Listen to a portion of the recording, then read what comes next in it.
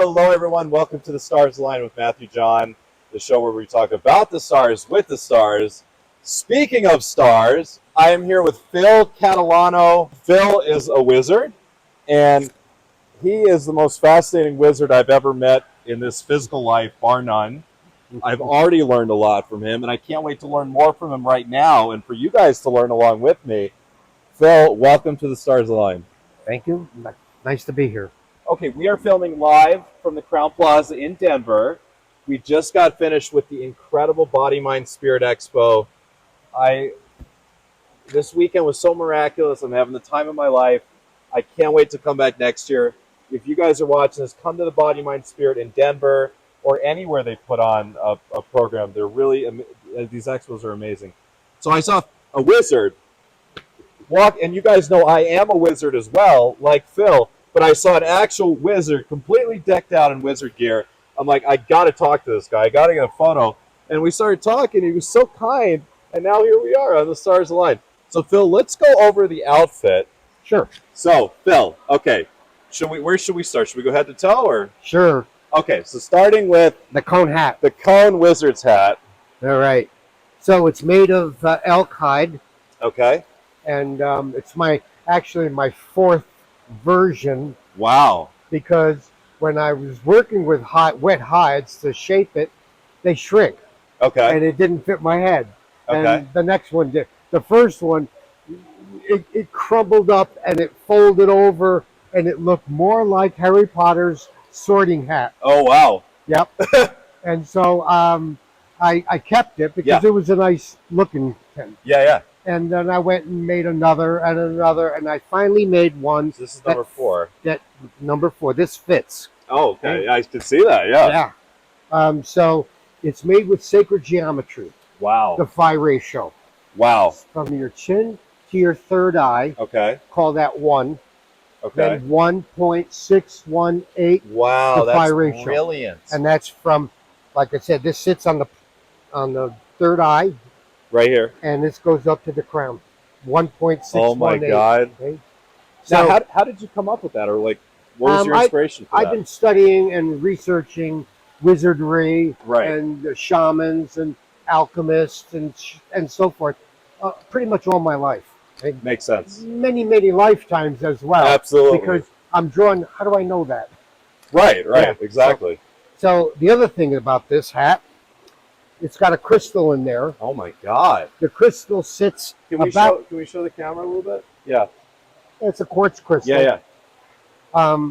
It sits about 4 or 5 inches from the crown chakra. Because in ancient times, well, going back into like cartoons where they show the bubbles of people who have had thoughts. Right. They're off to the side now. Comic books, Looney Tunes. In the beginning, when they started to depict them, they depicted the cloud of thoughts right above the head, right above the crown chakra. Really? Yeah. And so, and cartoonists put them off to the side for whatever reasons. Yeah, yeah.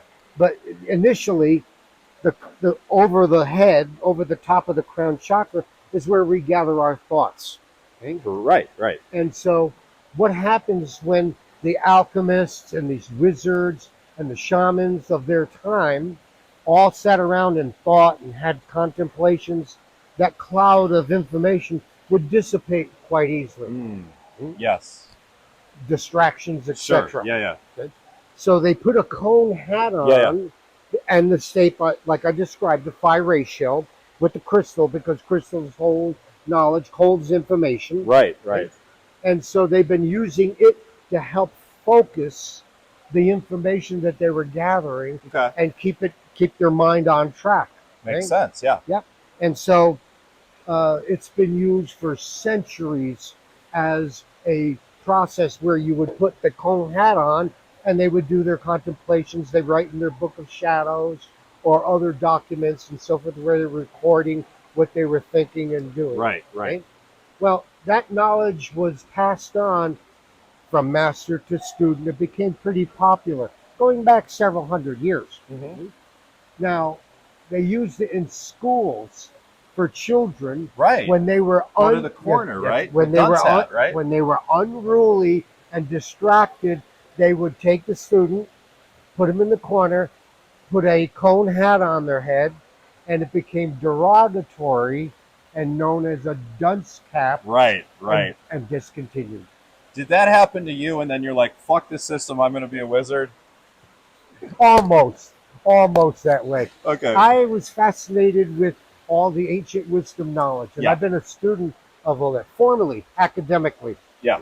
I studied with the mystery schools like Rosicrucians, Golden Dawn, OTO. Wow. Freemasons. Golden Dawn, huh? Yeah, all of the ones that were publishing information. I can buy books. Alister Crowley had a bunch of stuff. I'm going to have to ask you about Alister Crowley before we end this, because I'm Okay. always fascinated. He's so controversial. You Yeah, know? he is. Yeah, and he did both sides, yin White and and dark yang. magic. Yeah, he Yeah, did. yeah. He learned all of it, Yeah, and he practiced all of it. yeah. He wanted to see, well, what happens if I do this? What happens if I do that? Yeah. So anyway, And hey, that's duality, right? you know, it's what we call, in reference to the yin and yang, Right. dualities, Right. equal and opposite opposing forces of nature. Yeah. Masculine, feminine, everything And, is that, right? I'm not, I'm on a positive path, Yes. very spiritual Yes. path, but I do understand the dark side. Sure. It's like the old know thy enemy. Exactly. Okay. And so do I, because I get clients coming to me telling me they've got black magic, and I can tell if they do or not. Mhm. And I can, tell them, or people, I have clients that are getting attacked, and I say, all right, here's instructions to a freezer spell or a banishing spell, So for me, I call that like gray magic, and there's a time and place. Like, That's right. I had scammers trying to steal my shit and scam my clients. You better believe I did a freezer spell. Yeah, You know? you got to know what you're doing. When the time is right. I know, and I have practice, and I have information about putting yourself in what they call an omnil, Yeah. OMNIL. It's a protective bubble. Okay. And when you're Is in it that, white or? here's how I'll describe it. Yeah, yeah. Okay. First of all, use your two fingers. When you use your Yeah. two fingers in parallel, you have a better focus of what you're doing. You'll see a lot of pictures like Jesus and Buddha and a lot of other things holding their two fingers. Right. Up. Is it like an atome with your fingers? That's right. Yes, okay. It's a focus of something Right. you're doing. And A for high those pressure, who don't know, an Yeah. atome is a tool Mhm. we can use to cast a Yeah, circle. a knife. Right, A right. Yeah. Bami, yeah. I just bought a new one this weekend, a black obsidian one. It's amazing. So you use your two fingers and you create a gyroscopic bubble. Okay. Of protection, right? Yeah. Hold this for I a can hold second. this? Yeah. Thank you. And so I hold my two fingers up and out, and I go around this way. Okay. It's better to do it visually and go through the physical. Yeah. And then this way in a clockwise direction, and then this way in a clockwise direction. Okay. It's a gyroscopic bubble. Okay. Now you coat the bubble with a silvery, mirror-like reflective surface. That makes sense. So anything that comes towards Yeah. you gets reflected back to where it came from. Right. And now you can fill the bubble with anything you wanted. I tell everybody to fill it with love, Yeah. the most powerful force in the universe. Love literally dissipates dark energy, doesn't it? Oh yeah, it's the most powerful.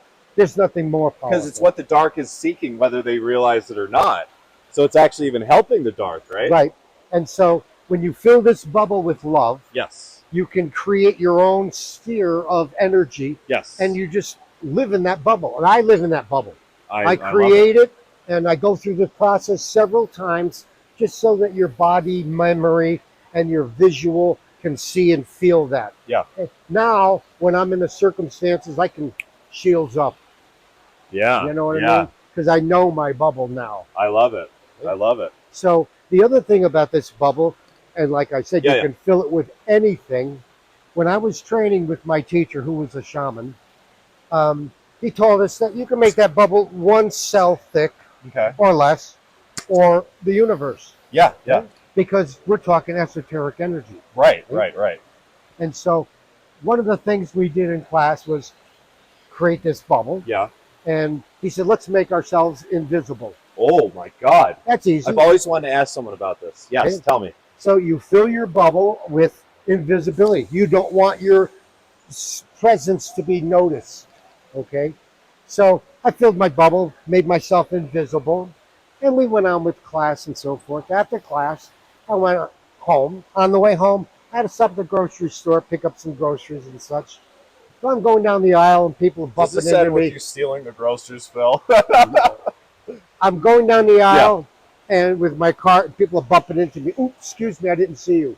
It's like putting on in the Lord of the Rings, the One Ring And yeah, all right. And those are very obvious depictions of real of things. the real magic. Okay, so this bubble, I was invisible. So, oh well, I better take down my bubble. Yeah. I got to take down that shield because I didn't want to be, bumped into all this stuff. Right. So another thing I did, and this may sound a little bit iffy, Okay. but I'm okay with it. I had to get down to Phoenix. Yeah. Very quickly. That's a 12-hour drive. I had to get there in less than 10 hours. Don't tell me you teleported, Phil. I'm going to freak out. No. I speed. Yeah. Okay? But two things. Yeah. I wanted to be safe. Yeah. I want everybody to see me and get out of the way. Yeah. And I don't want cops to see me. Yeah. So you made your car invisible. So I put my car and me and the passengers in this bubble, and I sped. I was safe. Yeah. People got out of the way. Cops would sneeze. Right. I'd go by. Right. They didn't see me. Unbelievable. So it was a very safe trip. And again, this is mental constructs of this bubble. Yeah. Okay? Yeah. So we're talking esoteric knowledge Yeah. and the use of it in that kind of application. Yeah.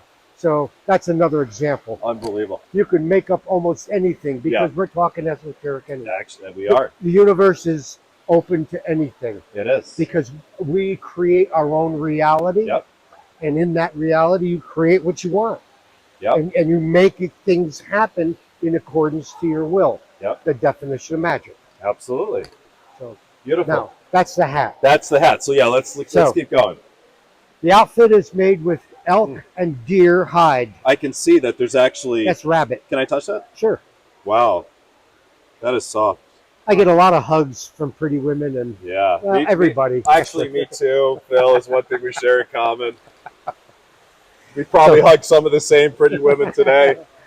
I'm sure. Yeah. There's a lot of them. Anyway. Yeah. So the outfit I just made it up. Yeah. I bought pieces and they were stitched together. And I said, oh, okay, I'll stitch them. This piece fits here. This piece fits here. Yeah. And I just stitched it together. Yeah. And I laced it with another elk hide or other lacing of hides. Yeah. Okay. And that's what I created. Wow. A friend of mine. And you did all the stitching yourself? Oh yeah. You just poke holes and weave it. So a friend of mine made this. Okay. This is an amulet that very powerful. It was presented to me at a ceremony, just him and I. Yeah. Up in the mountains. Yeah.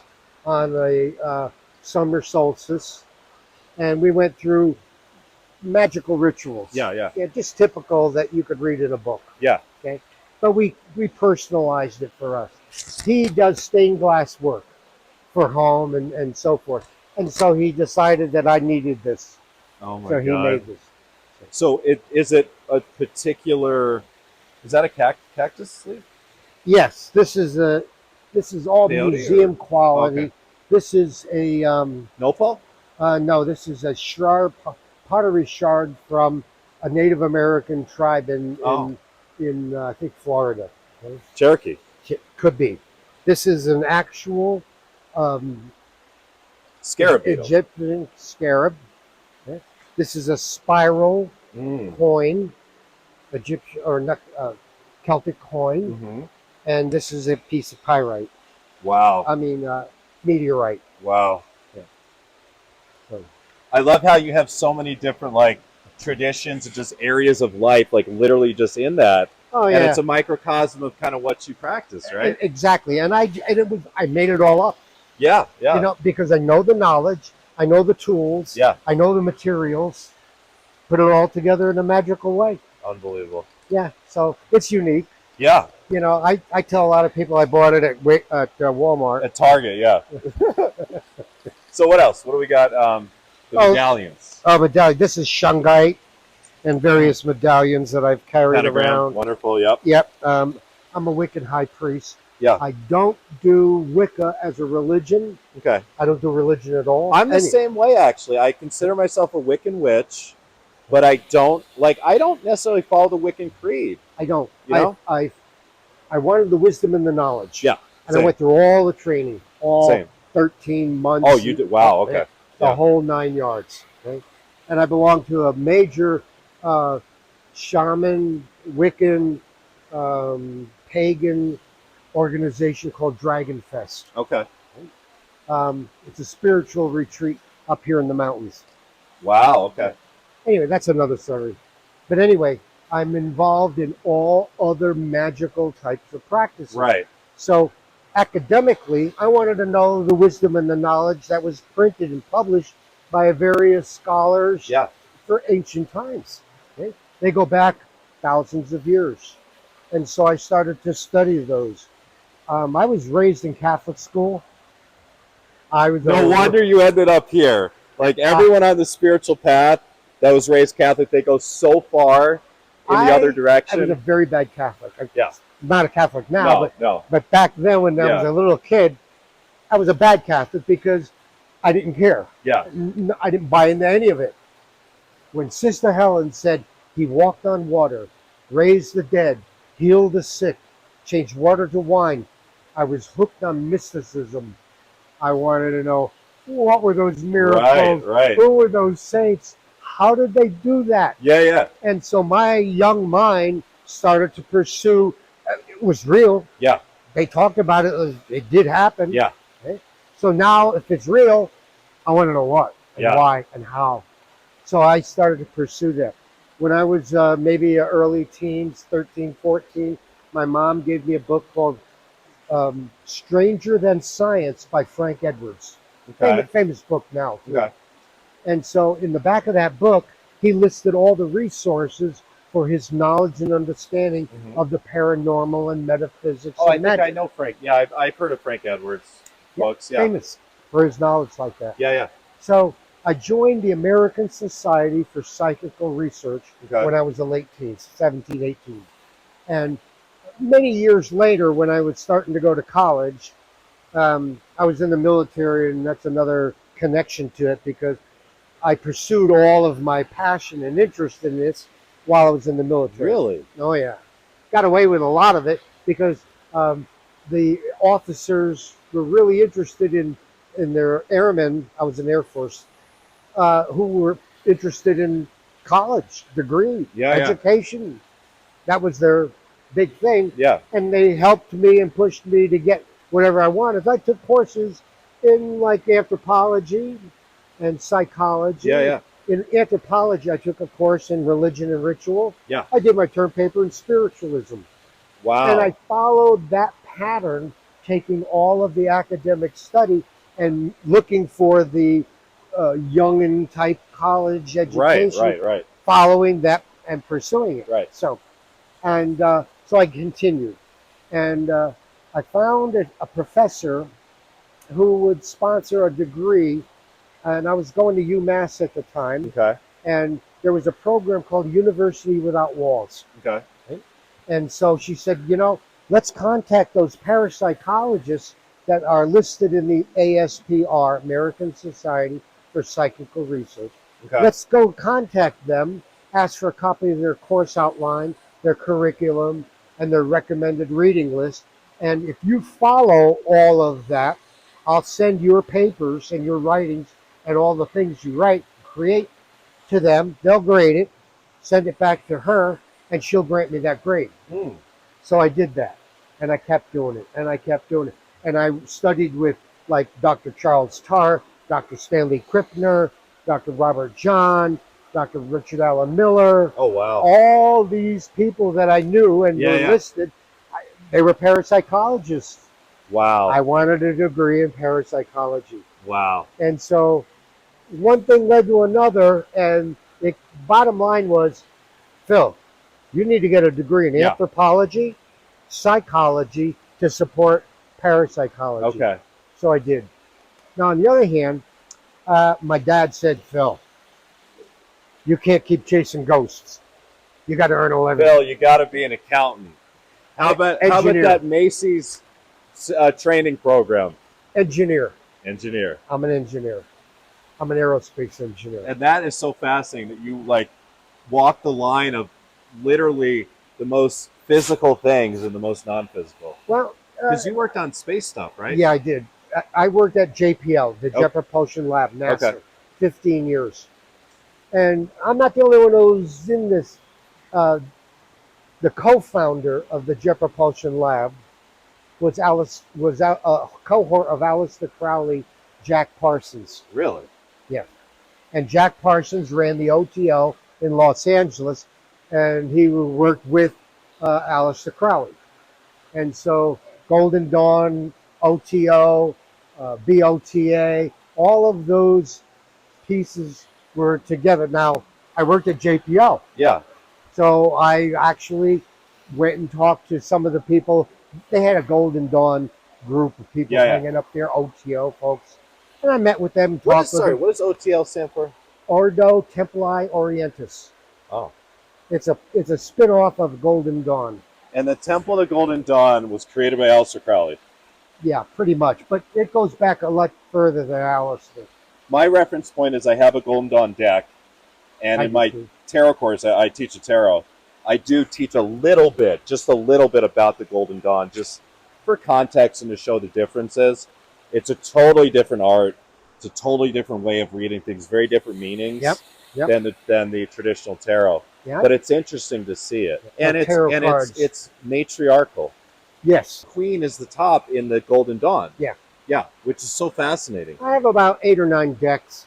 Golden Dawn, one of them. Yeah. Alister Crowley's Thoth deck.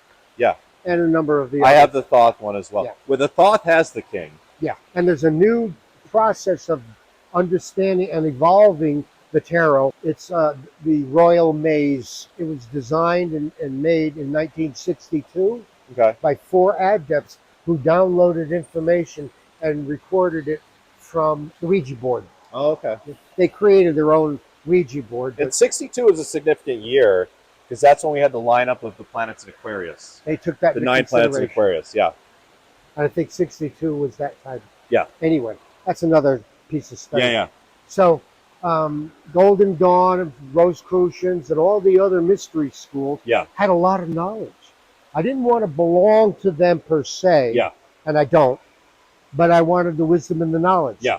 And I kind of got my foot in the door up in San Jose at the Rosicrucian block and their library. Okay, cool. Yeah. Why San Jose? What's there? Well, I was working at JPL, and I had projects working up in San Jose, and I would fly up there for various projects. At night, I'd go to the Rosicrucian library and study. Okay. Anyway, so that's that kind of academic continuation. Because if something is real and something is well documented, even by esoteric scientists like Alister Crowley and many of the others, I keep mentioning his name because he's one of the most famous. Alister Crowley, very controversial. Was he a Satanist or not really? I wouldn't call him a Satanist per se. Okay. He knew and understood satanic practices and rituals. He knew and understood. He was a wise man in that he wanted to know the whole spectrum, good and bad. Was he a high-level Freemason? Yeah, and Rosicrucian and everything. 33rd degree or maybe a little lower? I don't know exactly if he was that or not. Those degrees were specific to the organization and a lot of the people and how they promoted each other. It's the knowledge and the wisdom that was important to Alister and me and a lot of others. And so I don't have to be a Freemason to study all the information. It's published. But you are a Freemason, yes? No. Or no, you're not. Okay. I don't belong to any of them. You just I wanted the wisdom and the knowledge. And then you left. And it's Well, I didn't leave. I didn't join. Oh, okay. I just studied the material. By the way, I'm the same way. Okay. I have no masters. But I learned from wise ones. Many teachers. Yes. Me too. And it is so important that I do that. Why? Because I know in a past life I was a guru who was really abusing his power. Yeah. I know of my past lives. Yeah. I've had past life readings and such. But I know because I just know. Yeah. There's things that I know that I verify in historical records. Yeah. How did I know that? And then I find it in the record and I say, wow.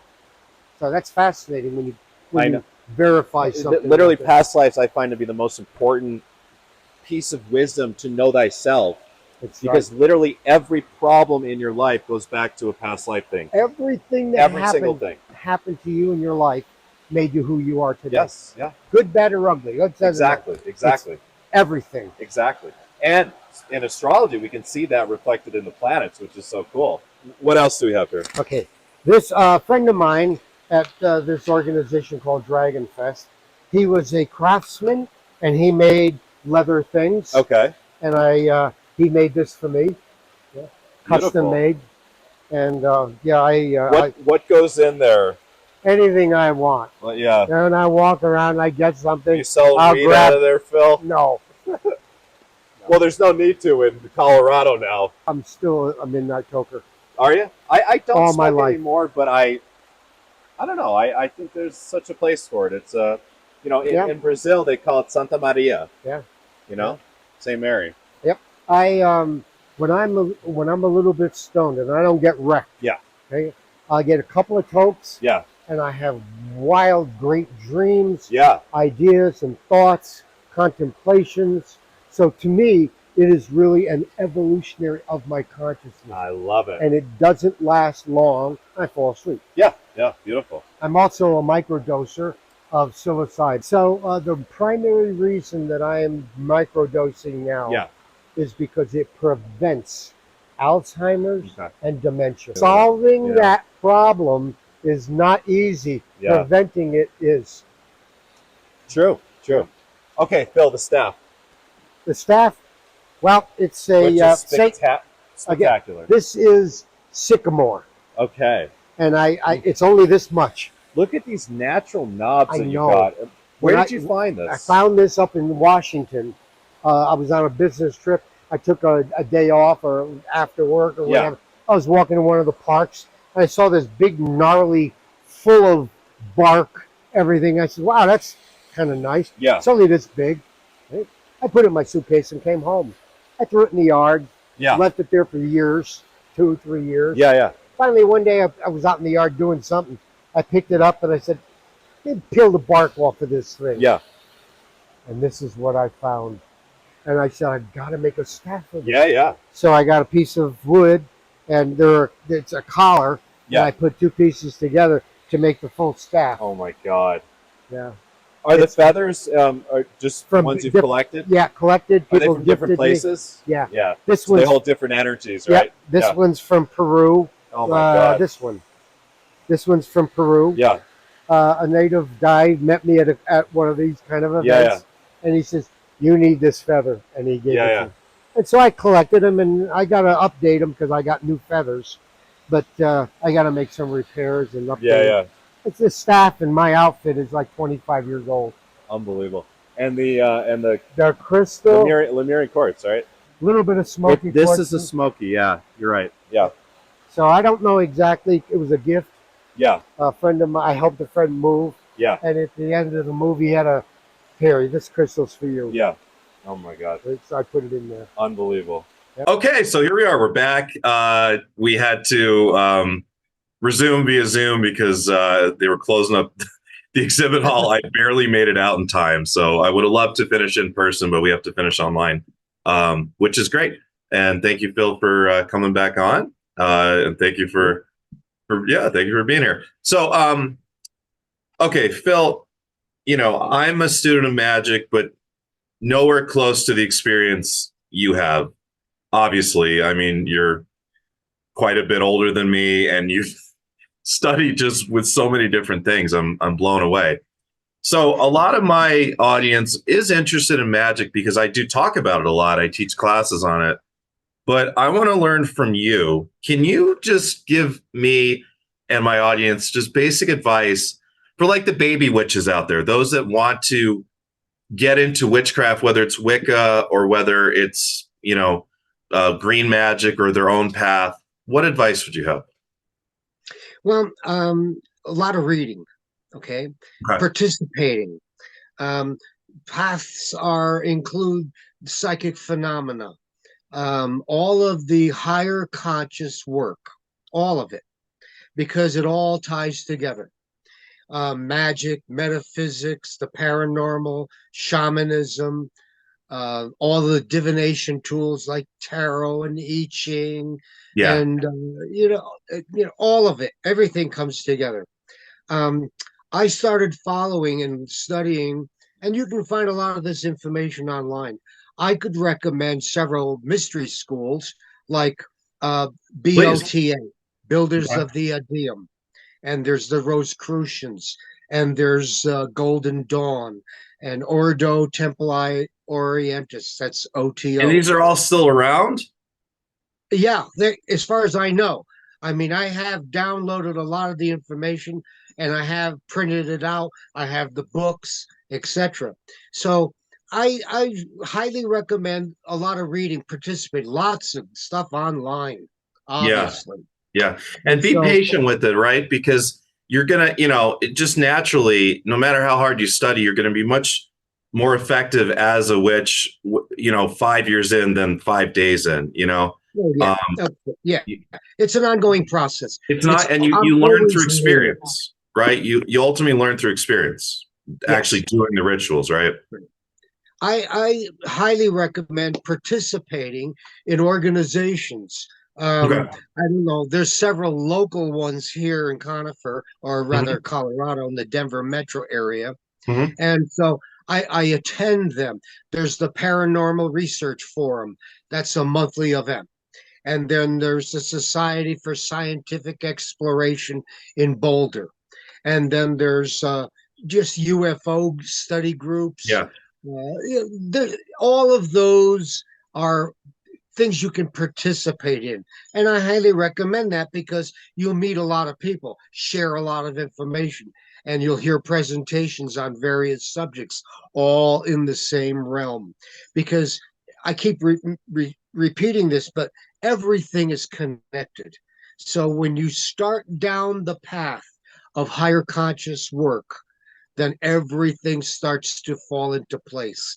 You'll find synchronicities, formerly known as coincidence, I like that. What do you or think of, inappropriately called coincidence. yes. Things are synchronized in our universe. And Yeah. the more we participate, our conscious efforts, we participate in that realm and it comes to us. It just comes to us sort of naturally because Okay. that's where our conscious goes. Where consciousness goes, you start finding all things coming into play. All things. Right. It makes sense. The more time and energy you spend with a certain part of your life, the more you're Right. going to get refined with it and faster. So it really is about reading, participating, and Yes. practicing. Yeah. And I highly recommend the alternative approach to all of it because the mainstream does not promote it or follow it, or they'll diss it in some way. So I look at the alternative, and there's a lot on that. There's the internet's full of it. Yeah, and that's one of the most amazing things about the age of Aquarius that we're entering into. And Aquarius in astrology rules over the internet. And the Yes. fact that there's no hiding of information anymore. And that's actually an interesting topic because you're old school, you go way back, and it had to be difficult to seek out esoteric wisdom and occult knowledge back before the internet. And now it's at your fingertips with a Google search. That's right. In back in the years when I first started, it was a matter of newsletters, communicating with people who were involved. When I was in my early 20s, I joined an organization called, or I helped form the organization. Actually, I was one of the very first directors and participated in it, with a very gifted psychic, Claudette Kiley, Para, Psychic Awareness and Research Association. And we brought in speakers who were gifted psychics, healers, people who were involved in the paranormal in any way, metaphysical and magical. And the more our reputation grew, more and more people kept saying, well, you got to interview so and so, or you should have so and so to come and present. the organization grew. Now that was in the early 70s. That was in Massachusetts. Oh, okay. I stayed in Massachusetts because I was stationed at Westover Air Force Base. Okay. And when I got out of the Air Force, I stayed there, and I went to UMass, and I participated in whatever paranormal, metaphysical areas that I could. Everything. Sure. I went to metaphysical bookstores. I Yeah. took classes. Do you Whatever have a was favorite, available. do you have a favorite metaphysical bookstore you remember, like in Massachusetts? Oh no, they're all gone. Oh, Oh, they're all really? gone. Are there any like in LA or even in Denver that like you go way back that you really have an affinity for? Let's see. There was one in LA that's really famous. It was always crowded, and they Yeah. had hundreds and hundreds, thousands of books.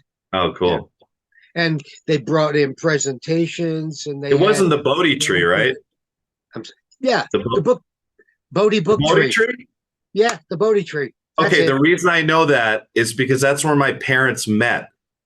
Ah, And okay. so that bookstore, it's so funny. And I'm so excited to tell my mom after I get off the Zoom call with you, because like just a different stage of my journey, that bookstore comes up over and over again. Everyone knows about it. Everybody, that's a famous bookstore. It's where I my bought parents met. hundreds of dollars worth of books there. And it's not there anymore. I have asked around. Unfortunately, it's not Is that there. right? Yeah. Oh, You had this organization you helped form. You were bringing in different speakers, and so it was all in person, right? Just teaching each other and yeah. There was several people that were famous at the time. I learned about Curlian photography in the very early days when they had the place. We participated in it. Andrea Pohorich, Dr. Andrea Pohorich. I spent an evening with him. We went out to dinner. I was one of the directors, so us directors took him out to dinner before the presentation. So I met Dr. what Andrea is his Pohorich. area, his body of work? He was involved. He was an electronics engineer and a physicist, and he brought it. He created a lot of electronic devices that preceded what was coming out, by the CIA and the NSA much later. One of Like his computers? yes, one of his famous claim to fame is he brought Uri Geller to this country. Okay. And his first book that Dr. Pohorich wrote was Uri, all about all about Uri Geller. Cool. Yeah. So, I didn't meet Uri, but Dr. And tell us about Uri Geller. Yeah, Uri Geller. Tell us about him. Oh, a very gifted psychic. He helped people bend spoons. Really? Spoon bending. Have you learned spoon bending? Hold on, I'll show you one. Okay. I went to spoon bending parties, bent spoons, Whoa. forks. One of my first spoon bending. And this is not something that you can just bend. So it was a matter of taking your finger or fingers, I used two, and rubbing across the metal, and the spoon would just fold over. So you're heating it up? Is that what you're doing? I don't know. It's not heat. It's not heat. It's not heat. It's some esoteric energy. Chi. Is it essentially are you visualizing bending it while you're Yes. Okay. I've been to a number of spoon bending parties. Bill, can you teach me next year when I'm back in Denver? Yes, I can show you. Okay, or show me, please, and then I can practice on my own. I did and how I do it. But I will say I have been able to bend some of them with heat, where I visualize my fingers and getting very hot, and that spot getting hot, and then I just go like that. Yeah, but I think that's part of the process. The longer what you're showing me is more like, I don't think I am at the point where I could do what you did with those yet. Because those are probably much harder ones. Maybe. Yeah, maybe. They're not stainless steel, but you can do any metal because you focus on what you're doing and you're holding it with your hands, you're drawing in chi energy and and putting out that energy to do in accordance to your will. Again, magic, Okay. right? So the longer you hold it, the more pliable or bendable it becomes, and then it can fold over a little Okay. bit or a lot, depending on Okay. how long you work with it. Amazing. What about telekinesis? Did you ever practice with that, like moving Yeah. objects? I'm not very good with that, moving objects with my mind. I haven't been able to do it yet I know either. I I can would like to. candle flame. I can make a candle flame Yeah. flicker. Yeah, that I can It's a do. lot easier.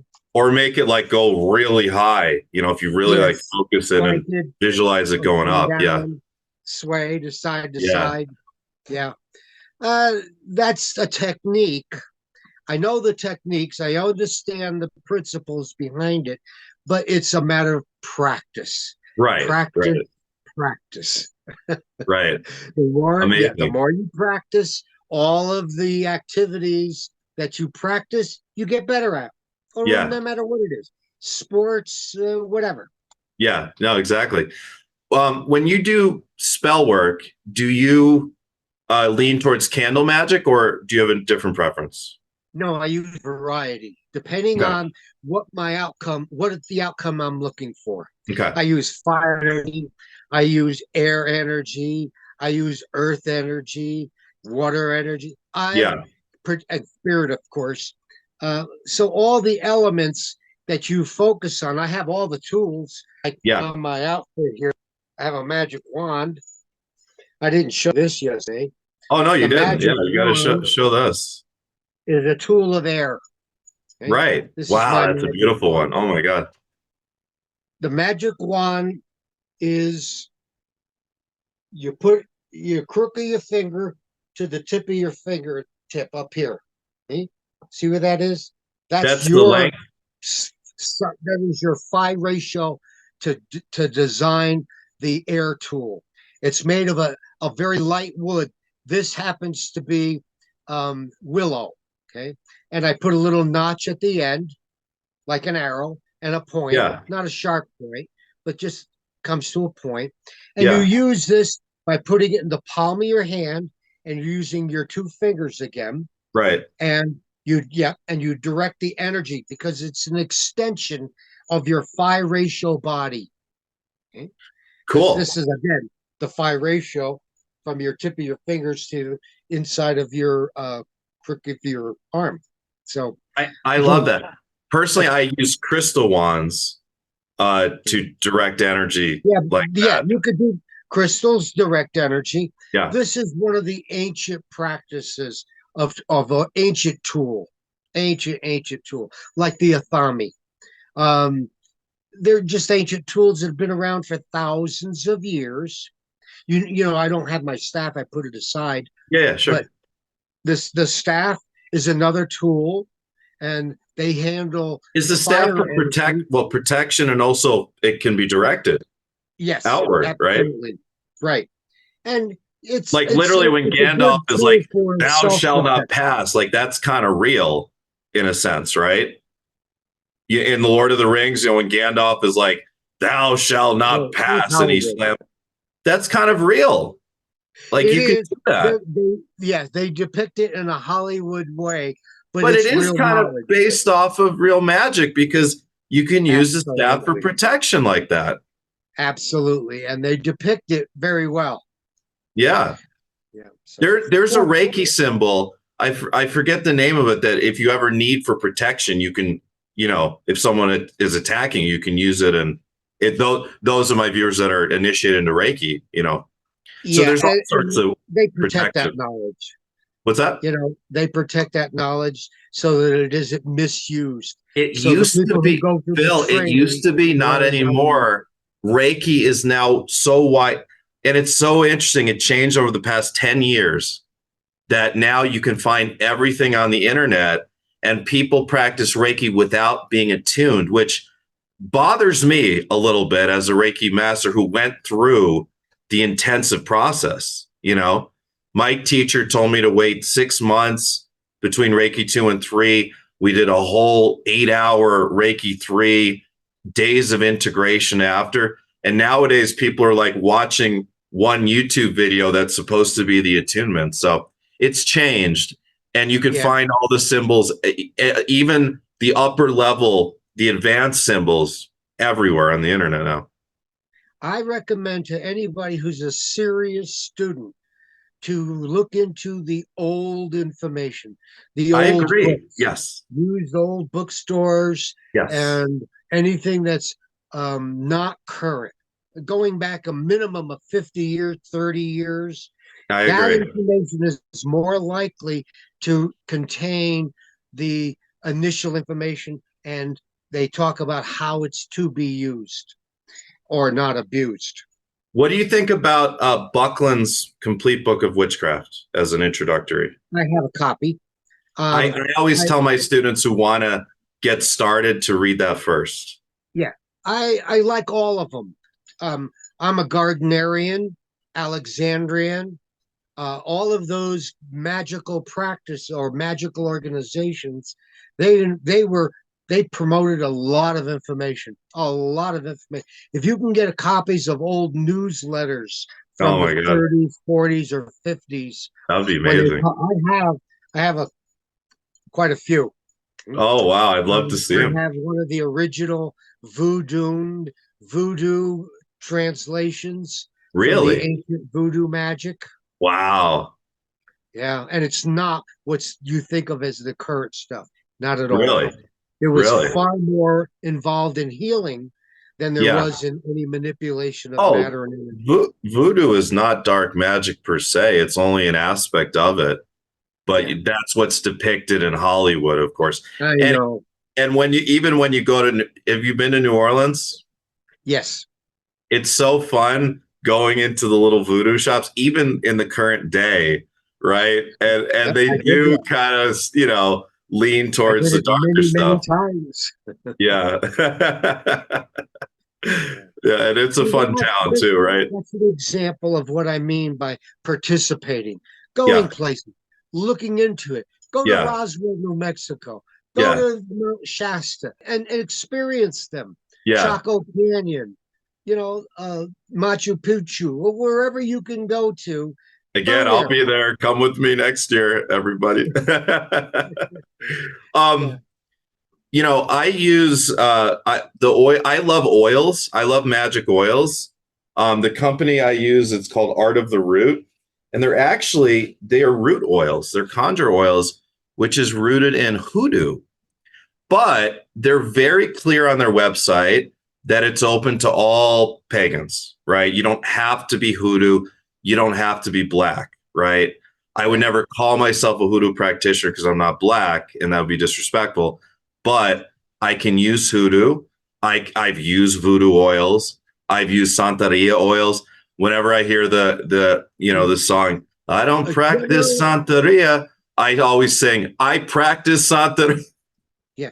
A general category is essential oils, and I have maybe 12 or 15 different kinds. Well, I would call them magic oils. Essential oils are for healing and healing. Right. Yeah, but the essence of it all is they all contribute to some aspect of mind, body, spirit.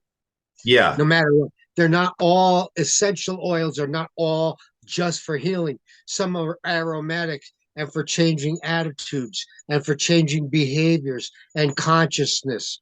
There's a number of different olfactory things we use. Essential oils is one of them.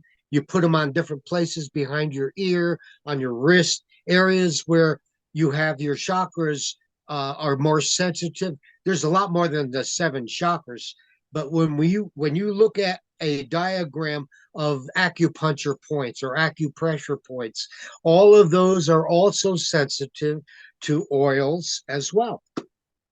Yeah, no, you're right. And, anything healing, any healing work, energy work is a form of white magic, right? Absolutely. I was speaking of... I don't consider magic white or black, okay?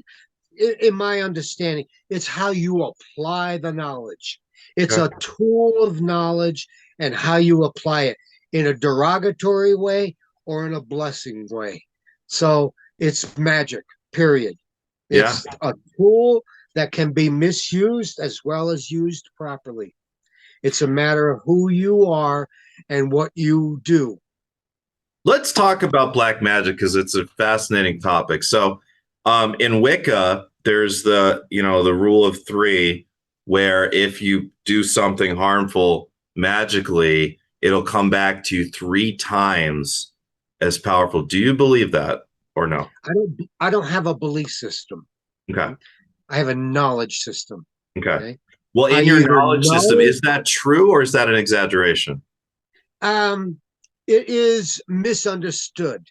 Okay, tell me. There's some karmic law that we experience because anything you do comes back to you in some way. Because Right. that's a Yeah. law. It's a law of karma. Okay? Exactly. It's a Yeah. law of give and take. It's a law Exactly. of absolutes and such. You So you steal from someone, someone's going to end up stealing from you. the Right. threefold rule Yeah. is not necessarily something that happens 3 times. Could happen once. Could happen 50 times. It depends on a lot of your attitude, your consciousness, and how you do what you do and your intention. Intention rules. Yeah. So, And I would agree with that. That's what I found is that people that, have dabbled with black magic, I don't think it's per se 3, but here's what I think is so I've known clients that have started to get into these black magic or psychic attack wars with another like healer or witch. And every time they send it back and forth, it gets more intense. It grows. It's like a snowball. It's like rolling a snowball down a hill, and it just keeps. And so I think what happens is it just keeps amplifying the more, and it creates more karma the more it's continued. And when someone's like anyone listening, watching this, if you have someone placing black magic on you, almost always my advice when people ask me is stop reflecting it back and just neutralize it. Give it back to God, the universe, whatever, or the earth. Stop reflecting it back because you're only growing it every time and making it worse. Yeah. We are very powerful humans, very powerful. And when you focus your intention, you could change things from black to white or white to black. Transmute it, right? Transmute it into light. That's right. If someone's psychically attacking you, take that and transmute it into light rather than just reflecting it back to them, and it just keeps going back and forth. That's right. So again, you can focus your spell incantations, your spells, and your words. Yeah. They're very powerful in how you use them, but it's guided by your intention. Yeah, exactly. By your intention. Yeah, that's the most important thing in spell work, as you're saying, by far, is your intention. Be clear in your intention and follow through. And don't start a spell if you're not sure. Wait until you're sure and you're very clear. Write down your intention in your book of shadows or whatever, your journal, very clearly. Write out the spell that you're going to do or have it very clear in your mind. Write out the incantation. And, for beginners, I find it can be very helpful this is my personal belief, is to buy spell books because everything's already laid out for you. And you don't have to worry about, am I doing it right or wrong? I think and that's how I started as a beginner, which I got books like, there's Cassandra Easton's got 1 million spell books, and there's a lot of really good ones out there, right? But then once you get more advanced, remember discernment. You can read an awful lot of information, but the more you read, the more you understand, the better your discernment. When you get a better discernment, you're able to say, no, that's bullshit, and throw it out. Or that's a valuable. True. I will say personally, I always had excellent success with any spell I ever got out of a book, but maybe I was just finding the right ones. I was using my intuition, One thing that you need to, everyone needs to remember. Yeah. Everything has consequences. Good or bad, depending on, again, your intent and what you do. So remember that there's always going to be consequences, Yeah. and act accordingly. Yes. It's Yes. pretty much Exactly. clear. What Yeah. you're going to be doing is going to come back to you in some way. So I think I personally, I always teach people, and it's something I picked up. I forgot from where, but it's good to add to a spell, even if it's just a white magic spell, with harm to none nor return on me, because you're making it clear in your intention that, look, if this spell, for whatever reason, in order to work, it would have to cause any harm, then I don't want it to work, with harm to none nor return on me, or create your own statement, similarly. That's what I teach, at least. yeah, absolutely. Absolutely. Do you like rhymes in incantations? I personally do, but I I do don't think because I like you poetry. have to. I don't think you have to. No, you don't. But Yeah, I like the poetry. I agree. And because it sounds and it has references, rhythms, Yeah, to me is important to me in the way I apply it because I like rhythms and the yeah. rhymes like that. Me And it too. just makes sense. It's joyful, helps you remember, Yeah. And the more fun you have with a spell, the more likely it's going to work, because spell work works off of that vibration of fun, joy, lightness. It tends to not work, or can get murky if it's you really need it to happen and you're hanging on, Okay. There's another factor that's important. Yeah. Your vocal incantation work. Yeah. Anything you speak out loud and revert, you hear it as you're speaking it. So Right. you're multiplying the conscious understandings of it. Okay. Right.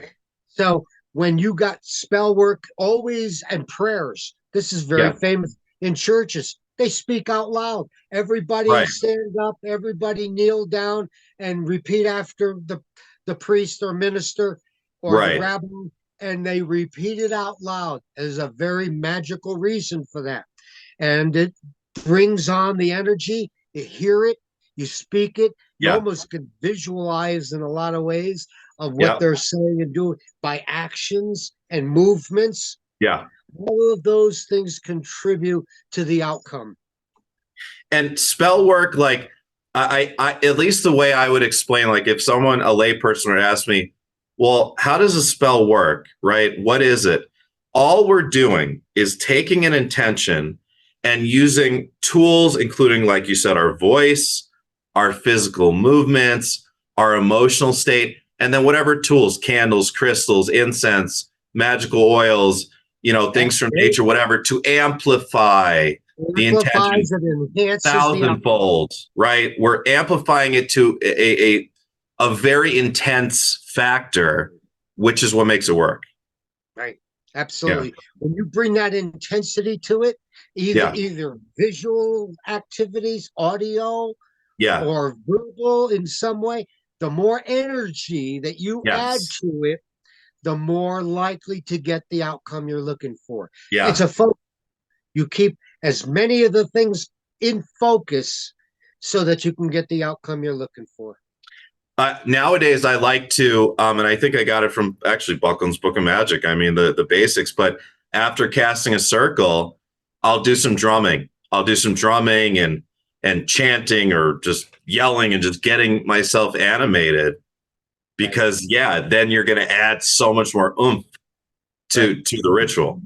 When you cast a circle, what you're doing is you're trying to eliminate or block or shield from any negative energies coming into your space, so that you can perform what you're doing in a sacred area that you consecrate for your work.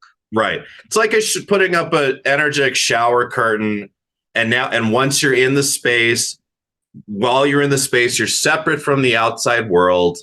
And it's good to do some meditation first and just get clear and just be well prepared, again, have things written out. And that, like spells work. They absolutely work. If they're not working, Prayers work too. If it's not working, it's because it's not meant to, because, it would derail you from your soul's intended path. At least the way I see why spells don't work, and I'd love to hear your thoughts. Or you just didn't do a very good spell. either that or somebody is blocking it or That putting can, on yeah, that can happen too. Yeah. energetic to disperse the energy that you want to do. Right. That can happen too. Yes, But do you that's agree the that negative end. That's the nefarious, ugly black magic stuff. right. It Yeah. depends on the energy of the person, the Yeah. intent. And so good things happen to good people, bad Yeah. things happen to bad people. Personally, I find the whole, like wizards and witches and psychics like fighting each other in the astrals to be incredibly stupid. I never ever would participate in it. I I just tell usually my clients to just stop putting your energy there, focus on Hollywood something eyes. else. It's so dumb. But it used to be, I think, probably, maybe not, but didn't it probably used to be back in the day more of a thing than now, of like witches kind of fighting each other through spell work and things like that? Yeah, it depends on the media you get it from. There's Yeah, a lot of stories, a lot of books, a lot of right. science fiction, and so forth. And people become more gullible because they don't have a background to understand or Oh, interpret that's true. or Yeah, discern that's true. something. You're right. Yeah. So we all There's pull it that in there's that together whole and it fiction element too becomes that, confusing. yeah, I understand. And that's Yeah. an intentional thing. Yeah. Confusing people is very intentional because it Yeah. disrupts a Yeah. focus or a pattern that may be important. And as long as you can distract them or push them away from their intention, again, that's important intention. Yeah. If you can get distracted from it, it dissolves what you're trying to do. Yeah. Yeah. Exactly. I was saying, like, okay, the reasons why a spell doesn't work. And the first one I said was, well, because it would derail you from your soul's intended destiny. Do you agree with that, or do you have a different take on that? Uh, Elaborate a little bit. Here's an easy one. Let's say someone wants a new job and they have an interview coming up with a company. They really want that job. They do a spell to get the job. They don't get the job, but they end up getting a job that's at a different company that ends up being better, or it just what they where they were meant to end up. So that's what I mean. Like this, that the soul is much wiser than us as the ego trying to cast spell work, and if it's not in our highest good, it won't work. That's exactly right. The highest Okay. good. So Okay, we're good. individuals. As individuals, we each have an energy field and a chi field that can influence everything and Yeah. people.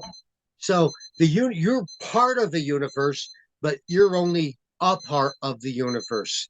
There are other aspects of it, and that may come into play depending on somebody, whoever has more energy and more power in that respect to guide something, a culture, a society, a dictatorship who can influence, like Hitler or Kennedy or any of the people who have that charisma, who can influence people who, I wouldn't say gullible, but they're susceptible to following somebody else's energy or lead.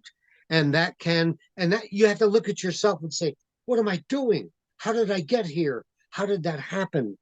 And when the more you understand, the better you can either participate in it and bring on better things, or block it and say, no, I'm not going to do that.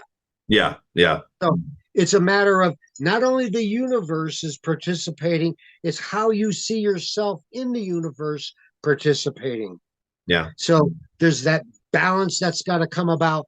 And if there's a lot more of them than there is of you, there's a bigger influence on that side, whatever that Yeah. side is, good or Sure. bad, Yeah. Yeah. healing or damage. Yeah. Yeah. Um, like one thing, a lot of people, by far the most common, I think reasons people get into magic, I could be wrong, but it's relationships, right? They want to attract the person they want, to get them back, right? And it's so like there's, gray, I'd say grayish magic. Like, for example, you get the two candles, right? That are the effigies of people. You tie them together right? And you burn the can, or if you want to break someone up, and these work. A lot of times these do work, but then if it's not meant to be, if it's not in the soul's desires to either keep it together or to break apart, it won't last. It won't stick. Okay, there's a relationship thing, but we call it bonding. Okay? Yeah. When two things come together, whatever, they form a bonded relationship of energy exchange. Okay, quantum scientists who are not open-minded or have a higher conscious understanding, they won't buy into that bonding stuff because that's woo-woo. So they came up with a term, quantum entanglement. Now that's an acceptable scientific term, but it's the same kind of thing. I'll give you an example that I had read about and knew some of the people at JPL who were participating in it. They built a subsystem spacecraft component. They built two of them. They built them from the same mother material. They took the same block of metal, cut it in half, and made two of whatever. Whatever they did for this subsystem, they took it from the same mother. So they had that bonded relationship from the same mother components. They kept one on Earth. They sent one out in deep space on a spacecraft. Okay, let's say the Voyager. And I don't remember which spacecraft it was, but let's say the Voyager. Now, the one on Earth, they would tweak it or do something or change something. And the one in the spacecraft reacted instantaneously, unmeasurable, instantly together because they were bonded. Wow. Oh, okay. Wow. They documented that. Wow. They called it quantum entanglement. It was one of the experiments in quantum entanglement. I've read, that's incredible. I haven't heard that. And I've read that they've done experiments of, I don't know how they can separate particles, but then whatever they do to the one, it happens to the other simultaneously. That's that quantum entanglement stuff. Right. Now, a lot of the work that they did with that, and because it's such a high-tech arena, a lot of it's classified.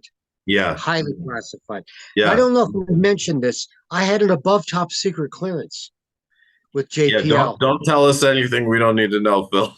I don't break oaths. I don't do that. But what I'm going to tell you is there are things they know that are classified that we should know so that we can do things better in our life. Obviously, with alternative energy, alternative materials, anti-this, anti-that, whatever. I know it's all suppressed because whatever makes the most money for the establishment is what is going to keep going. Money on their side. like it's so stupid that we're still using fossil fuels at this point. There's absolutely no need to. We could have gotten off fossil fuels probably decades ago, right? Right. The only need is them to make money. To make money, and the byproduct is literally destroying the planet, and it's and control. Yeah, exactly. So but when I had this top secret SCI, it's listed as TS/SCI. Yeah, it's compartmentalized information.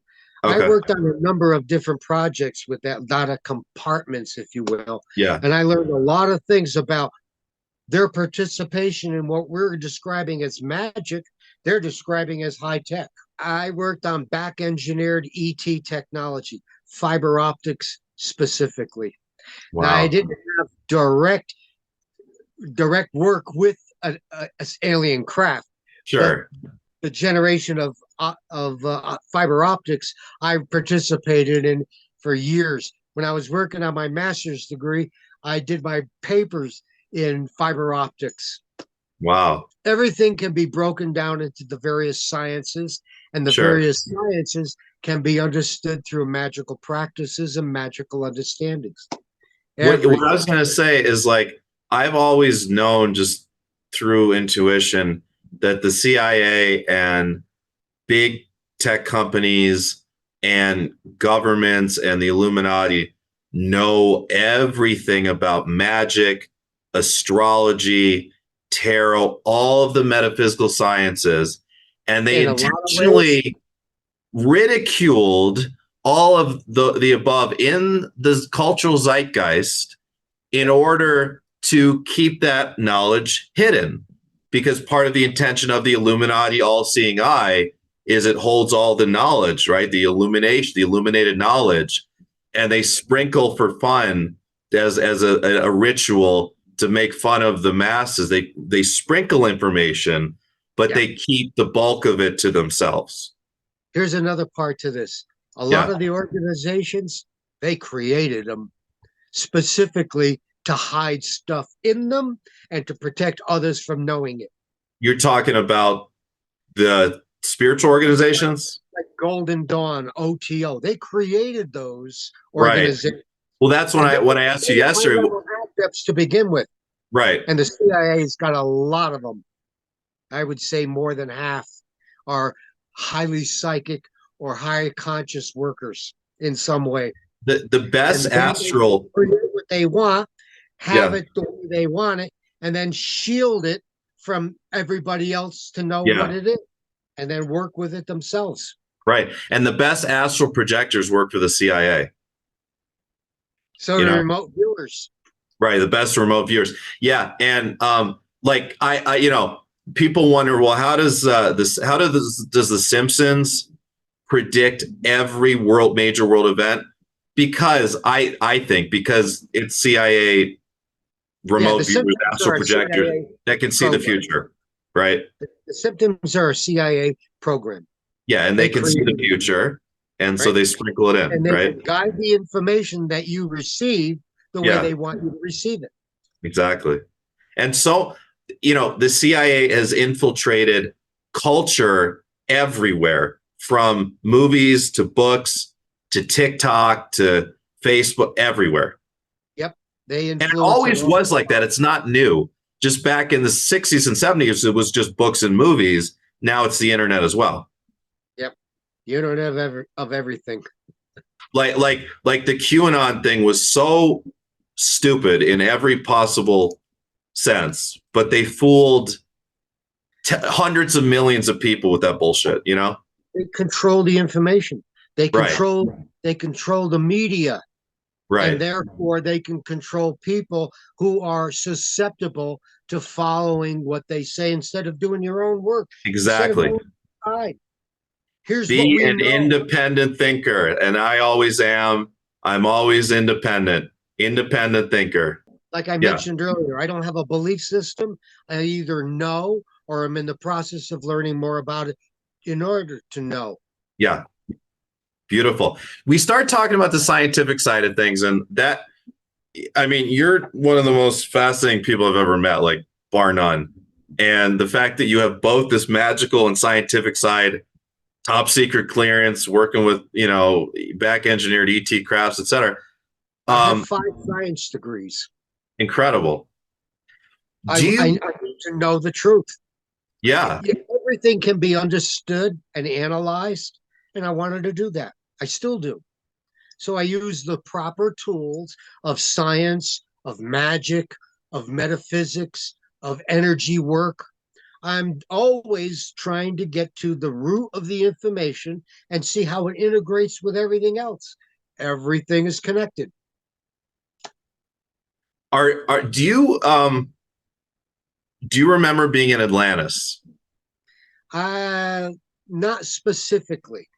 Okay. I know I have the knowledge that goes back to ancient times. Where it was when I had that, I don't know. I may not even have been on Earth. Fact, I'm sure you're a starseed, but take it for what it's worth. But I can't turn my psychic. Well, I can, but I generally don't turn my psychic senses off. And I'm very sure you were in Atlantis working on scientific projects, and that's why you're doing it again in this life. So I don't know that it was Atlantis, but I do know that the science and the technology was absolutely a part of who I am, because that's what I am now. Yeah. And I relate to it. Man, sit out of the back of your mind. Like maybe something else about Atlantis will come to you. And for me, I can tell. But A number of past life readings Yeah. where they've identified to me things that I relate to. One of the things that I have is a hobby. I tumble mostly. I have a lapidary equipment and everything, but I tumble gemstones, agates, jaspers, petrified wood. It was been a hobby since I was Oh, that's about so cool. 7 or Yeah, 8 years old. And so I had a past life reading, and I didn't front load the reader. I just sat down and said, "Give me a reading." yeah. He told me that in many of my past lives, I was an engineer building monolithic cities with great big granite, big Wow. stones, big blocks of, the ones we talk about in Machu Picchu in Yeah, Egypt. yeah. And I built cities and monolithic areas, just all kinds of things, temples, buildings of all whatever. And in most parts of this galaxy, I came to Earth on vacation, and my little tumbling is just a little connection. She told me, you know about the Arcturians, the ETs, yeah, the Arcturians? Because I'm a student of all of the UFO ET yeah, technology. I studied with the wing makers. I studied with uh, all the different information. Oh, yeah, I do feel like you've been Arcturian. Arcturian. I've been told Pleiadian, And I Orion. think you've been a lot of them: Syrian, Pleiadian, Orion, probably Andromeda Galaxy originally. It's an energy field. Who I am, or we all are, and where that energy was sourced, or where it experienced things in the universe or the galaxy or our solar system, is an experience of what we participated in. But we're an energy field. That's Yeah, first and foremost. yeah, yeah. How and where we all showed up could be everywhere. It could have Incredible. started in one and migrated to many others. That's what I teach. That's exactly what I teach, is that for most people, it's a journey through the stars. And then at some point you say, well, let me try Earth. There's a lot of learning by coming into a really dense third dimensional experience. And also I have so much wisdom and energy that I've accumulated from being on all these higher dimensional places. Let me try to help out Earth in its ascension by bringing my codes and my remembrance. And, like those that are watching this, and you and I were in what I call the ascension life, I believe, where all of the knowledge that we accumulated from other places, we start to remember it in one way or another. Yeah. So with this, knowing that we're all eternal energy sources, and our participation through the universe is just a matter of how Source would like to see us gain experience and apply that experience to benefit humans and mankind. I love it. Yeah, beautiful. Phil, I mean, amongst the thousands of things you do, you're quite the eclectic Renaissance man. You make C60? I do. Okay. Carbon 60 oils. Carbon 60. So I work at Live Longer Labs. okay. I'm one of the scientist engineers there. And Okay. we make olive, coconut, and avocado oils. And we also have black seed and curcumin encapsulated. Cool. So we sell it all over the world. Yeah. And I've been doing that for the last nine and a half years. Amazing. So let me link below the website for Live Longer Labs. Okay. LiveLongerLabs.com. And I've interviewed Ken Swartz of Shop C60 twice, or no, 3 times, I think now. Ken and I are good friends. That's so funny that you guys know each other and are friends. You said you worked in the same lab, right? Amazing. Long before C60, we worked together in the science programs and projects. Ken has a piece of equipment on my property that he comes and visits regularly. Amazing. Down and talk for hours at a time. So how long have you been taking C60? About 10 years. And am I allowed to say your age? I'm 77. I'm in my And 70th year.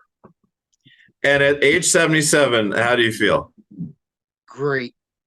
Would you say Great. C60 is probably a decent part of that? Yeah. Factors. But you've got to understand, I also eat primarily organic, non-GMO, and gluten-free. Do you eat meat? I also do Tai Chi and Qigong Oh, daily. great. I Do you eat meat? I do the things that contribute to longevity. Yeah. I'm curious. Do you eat meat or are you vegetarian? Yes, I eat meat. I'm an omnivore. I eat a little bit of everything, and I'm And not overdoing any one of them. yeah, that's such an interesting topic, and I like what I've come up with over trying to figure it out the last 10 years is that it just depends on your genetics. Like for some people, you will do the best on a vegan diet, and for others, you will wilt, and you need to eat meat. One of my sons is a carnivore. He eats primarily meat. Yeah. Okay? Myself, there was a book, and I don't remember all the details in it, but it says "Eat Right for Your Blood Type."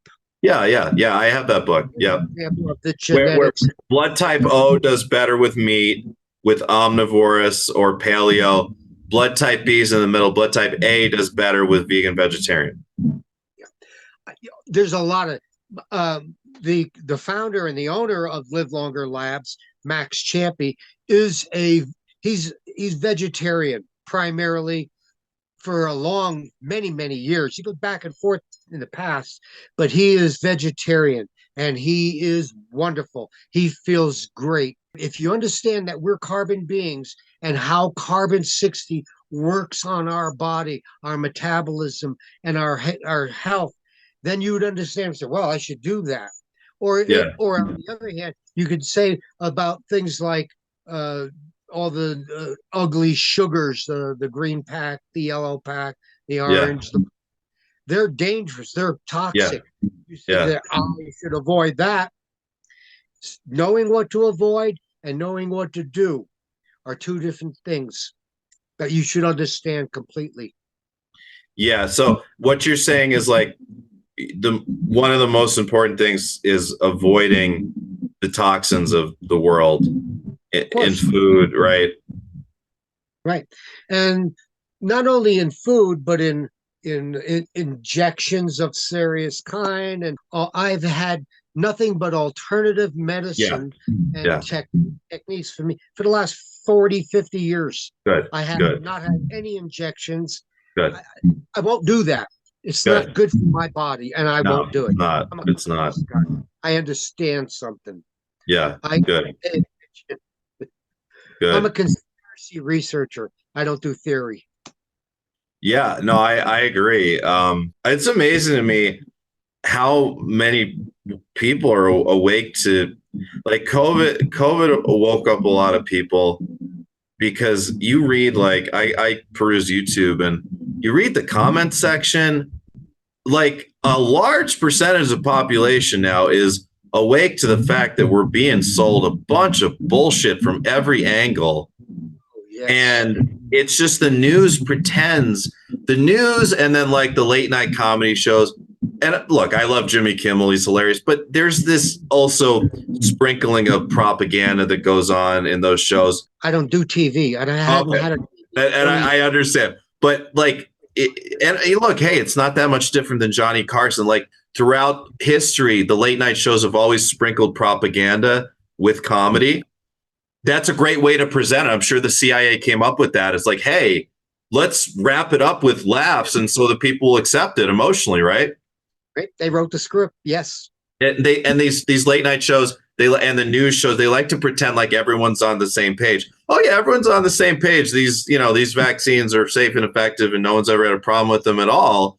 Yet, well, if you read the comment sections, YouTube, TikTok, Instagram, Facebook, that's not reality. I'd say probably like a quarter of the American population is very awake to the bullshit now. More than ever before, people are awake now. But I'm afraid it might be a lot less. You could be right, and it could be confirmation bias. Because, it could be confirmation bias. I'm just looking for it. So You may be right. Maybe I'm over optimistic with that, but I think it's more than ever before. At least maybe since, like, I don't know, people were protesting the Vietnam War. Well, you were in the Vietnam War, but yeah, it's growing. More and more people are becoming awake. Yeah. There's more red pills going around. So I would be so interested. This is the Stars Align with Matthew John, the show where we talk about the stars with the stars. I'd be so curious to see what the probably top 5 most fascinating people I've ever met in my life natal chart looks like. Like, there's got to be some really interesting stuff in there. So, Phil, can I look at your natal chart? Is that okay? Yes, please. So you were born at a time where there was a Saturn-Pluto conjunction going on. I mean, you were only, let's see, 1, 2, 3, 4, 5, 6, 7, 8 degrees.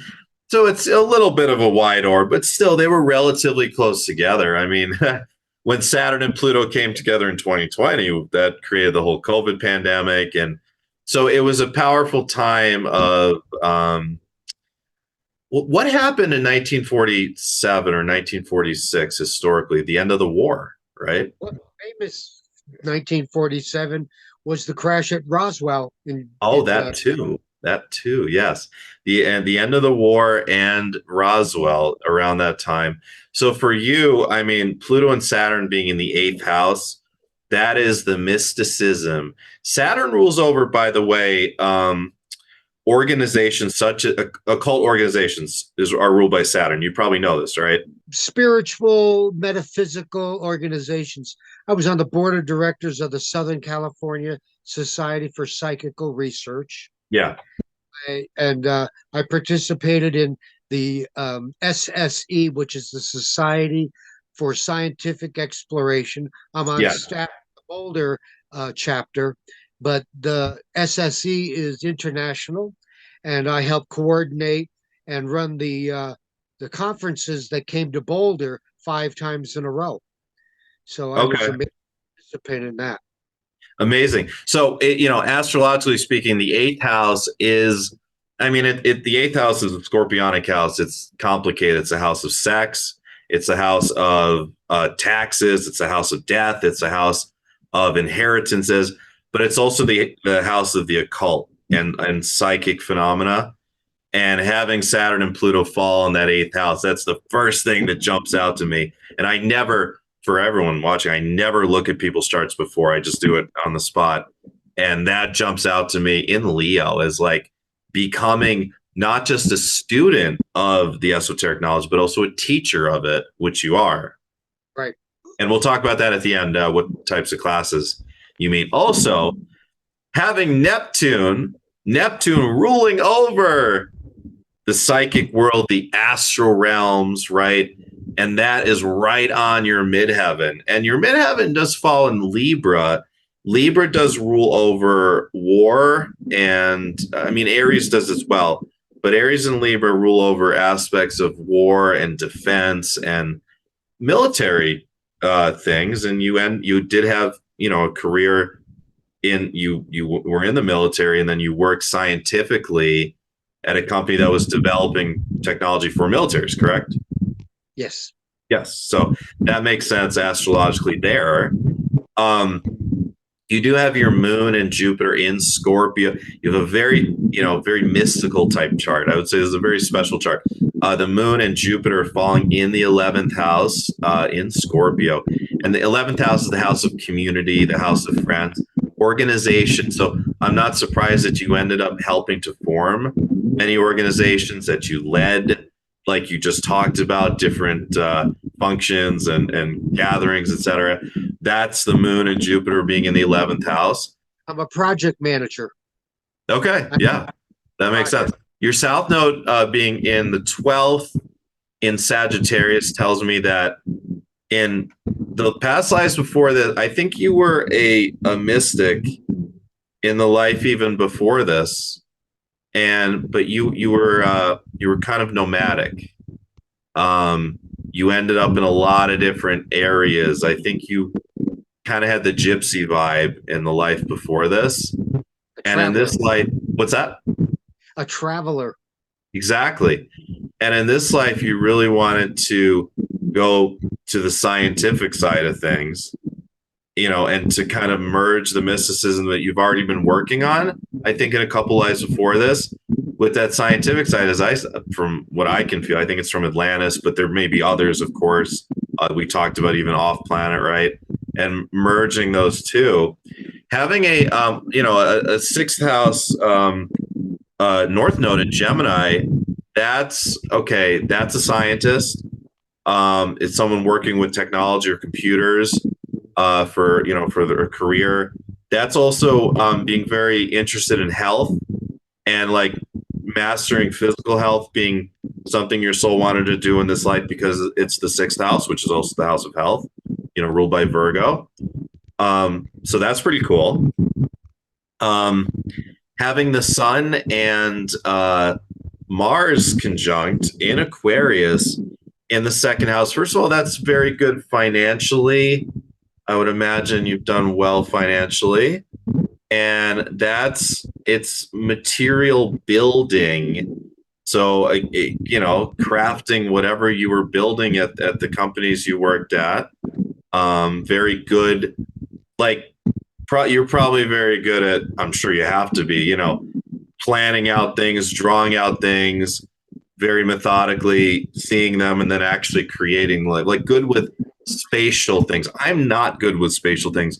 That's my weakness. I'm so good with astral stuff and psychic stuff and can channel spirits and aliens, but like I can't keep my fucking house organized for the life of me. I cannot wait to be able to buy an AI robot off Amazon to just clean up my house for me so I don't have to worry about it. I blend my science, my engineering, my metaphysics, and my esoteric work all together. And I keep it in a healthy balance so that I could you to do that. Yeah.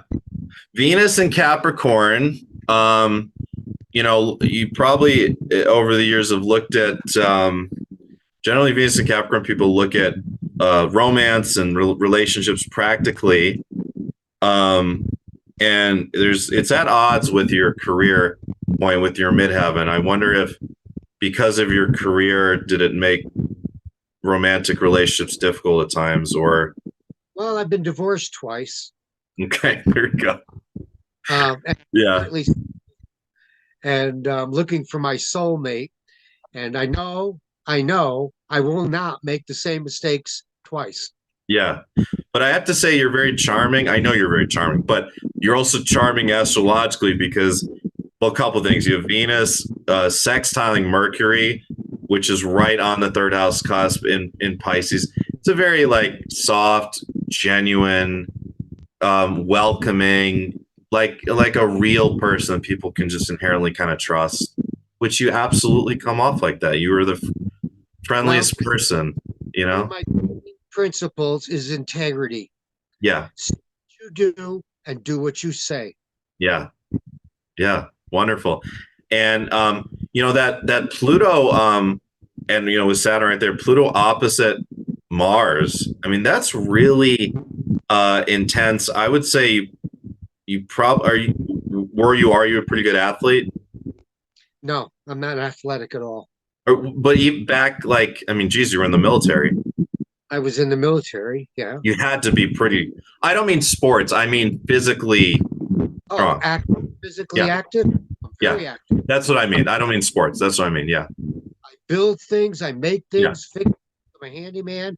And I've done that professionally between my aerospace jobs. Like, for instance, I sided my whole house in timber siding. I built a 650 square foot redwood deck.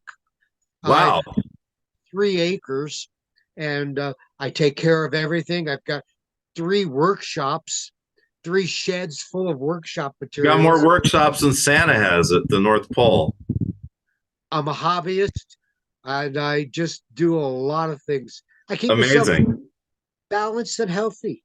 Exactly. And the other thing I'll point out is that that Neptune on your midheaven in Libra trines the North Node in Gemini in the 6th house, which tells me that you're like all the different jobs, careers, roles you've had and continue to have are intricately intertwined with your soul's purpose. Yeah. You wanted to find your soul's purpose here through your work, and you have, and you are.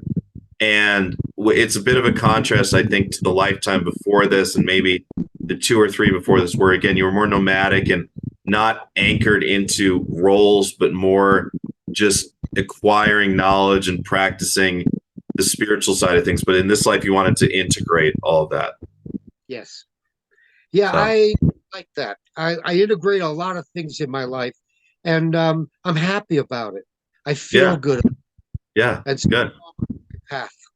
And you have such a teacher archetype. You have the part of fortune in the third house of communication. That Pluto and Saturn being in the 8th house, but being in Leo. By the way, also that's a very charming, charismatic. The kids nowadays would call it Riz.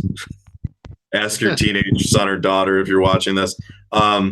Pluto being at home in the 8th house in Leo like that, very charismatic, which you are. You absolutely are. Thank you. Yeah, wonderful. So was that a good, pretty accurate reading? Yeah, I like it. Yeah. Excellent. So Phil, you teach classes? I do, and I haven't done it lately. There's not enough students that are interested. But Okay. I have. But for people watching this that are in the Denver metro, how do they find you? My email is the best way. Okay, I'll put that below. Yep, wizard1phil@gmail.com. Okay. What sort of classes do you generally teach when you have enough students? Magic and metaphysics. Beautiful. And the variety of the subject matter, because each of the classes would cover an aspect of that paranormal, physical, parapsychology, and a bit of it is all interwoven with science, because it's, and we need to understand it from that kind of reality. And do you make drums as well? I do. I make Native American hoop drums. If you do you hold have any on close by? Yeah. One of my drums. Oh, beautiful. Wow. What kind of skin is that? And I teach drum making workshops. I've been doing that for 3 years. I've helped people 500 drums. Wow. Next year, can I buy one of your drums?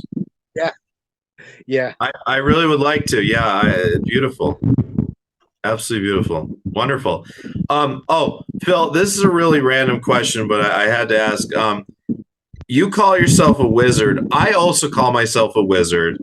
And I had a girl message me a couple weeks back, adamant that I'm not a wizard, that I'm a warlock. And I said, look, I understand that is like the traditional term, but you can also call yourself a wizard, and I prefer to.